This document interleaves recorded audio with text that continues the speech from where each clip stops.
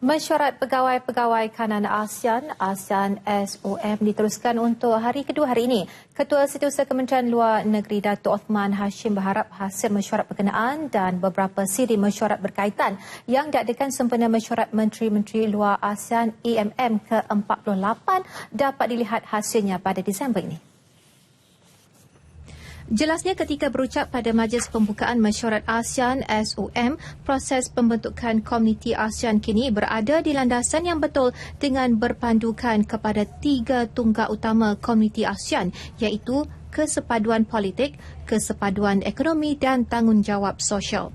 Mesyuarat Jawatankuasa Pegawai Kanan ASEAN SOM berlangsung di Dewan Tun Dr. Ismail P. WTC sehingga petang ini. Mesyuarat dipengerusikan oleh Datuk Othman Hashim antara lain akan menggubal mesyuarat Pegawai-Pegawai Kanan ASEAN selain membincangkan draft persidangan AMM ke-48 yang akan berlangsung sehingga 6 Ogos ini. Mesyuarat disertai 10 wakil pegawai-pegawai kanan ASEAN termasuk Timbalan Setiausaha Politik ASEAN Birubalan VP. Datuk Othman Hashim juga berharap pertemuan beliau bersama pegawai-pegawai ASEAN hari ini akan lebih produktif dan mencerminkan demonstrasi yang jelas untuk kepentingan bersama. Pada sebelah petang ini pula akan berlangsung mesyuarat Jawatankuasa Eksekutif Suruhanjaya Kawasan Bebas Senjata Nuklear Asia Tenggara ASEAN WFZ. Mesyuarat lain yang dijadual berlangsung sepanjang AMM ke-48 ialah mesyuarat ASEAN Campur 3, mesyuarat Forum Serantau ASEAN ke-22 dan pasca persidangan Menteri-Menteri Luar PMC ASEAN dengan rakan dialog. Mereka ialah Australia, China, Kanada, India, Jepun, Korea Selatan, New Zealand, Rusia, Kesatuan Eropah dan Amerika Syarikat.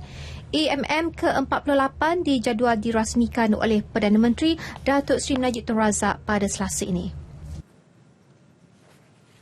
Mesyuarat Zon Bebas Senjata Nuklear Asia Tenggara (SEAWAYS) melibatkan 10 negara anggota ASEAN dalam misi menjaga keselamatan dan keamanan serantau Asia Tenggara daripada senjata nuklear. Jelas Pengarah Agensi Nuklear Datuk Dr. Muhammad Lebai Juri, SEAWAYS yang ditubuhkan pada 1971 dengan fokus utama aspek melibatkan senjata nuklear dan mahu negara ASEAN bebas daripada senjata berbahaya tersebut. Dalam mesyuarat hari ini, isu yang bakal dibincangkan ialah pembangunan senjata nuklear di Iran dan Korea Utara, memperketatkan urusan negara-negara ASEAN melibatkan senjata nuklear dan ancaman pengganas militan IS.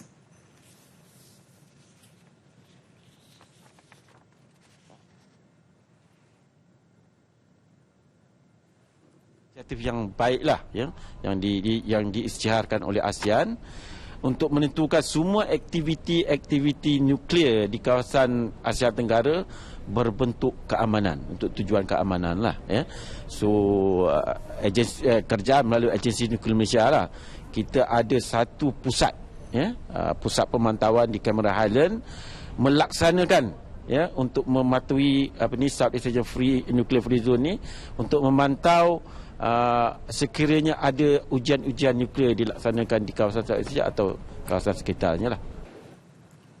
Pada tahun 1995, SEAWAYS telah bersetuju mewujudkan perjanjian Bangkok dan menjemput negara-negara kuasa besar bagi menandatangani perjanjian tersebut. Ini dalam usaha negara ASEAN mengurangkan penghasilan senjata nuklear dan mengelakkan senjata tersebut jatuh ke tangan pengganas. Antara negara yang menandatangani perjanjian Bangkok ialah China, Perancis, Rusia, Britain dan Amerika Syarikat. Mesyuarat SEAWAYS bermula 3 petang ini di Dewan Tun Dr. Ismail P. WTC.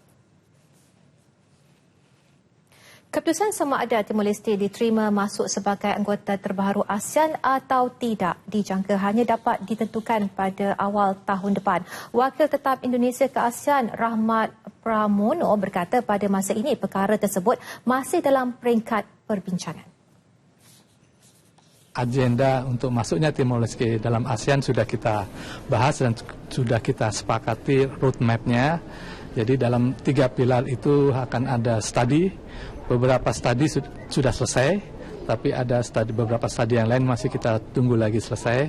Lepas itu kita selesaikan semua studi tentang masuknya Timor Leste ke ASEAN, kita akan sekali lagi bahas bersama untuk menetapkan bila Timor Leste akan masuk di ASEAN. Tambah beliau, ASEAN akan menilai kemasukan Timor Leste berdasarkan 3 perkara utama iaitu politik, ekonomi dan sosial. Kajian penyertaan negara itu dilakukan setelah mendapat persetujuan semua negara anggota ASEAN.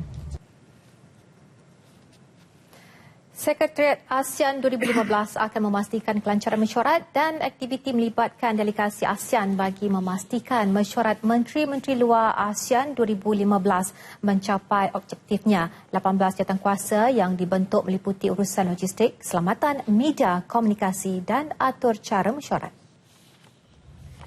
Pemangku Ketua Sekretariat Induk Logistik ASEAN 2015 Wan Zaidi Wan Abdullah menjelaskan pihaknya sentiasa memantau pergerakan mesyuarat yang melibatkan delegasi ASEAN termasuk isu-isu yang dibincangkan.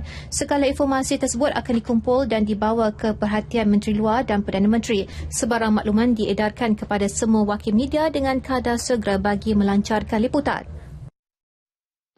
Segala persiapan telah dilakukan memandangkan menteri-menteri luar daripada negara-negara ASEAN dan rakan dialog akan mula tiba pada hari ini. Jadi segala persiapan untuk menyambut ketibaan mereka telah disiapkan dan petugas-petugas ataupun urusia persidangan telah pun berada pada posisi masing-masing bermula daripada tempat menyambut ketibaan mereka sama ada di KLIA dan sebagainya. Jelas beliau lagi 2,800 agensi media antarabangsa dan 700 delegasi ASEAN akan terlibat dalam AMM.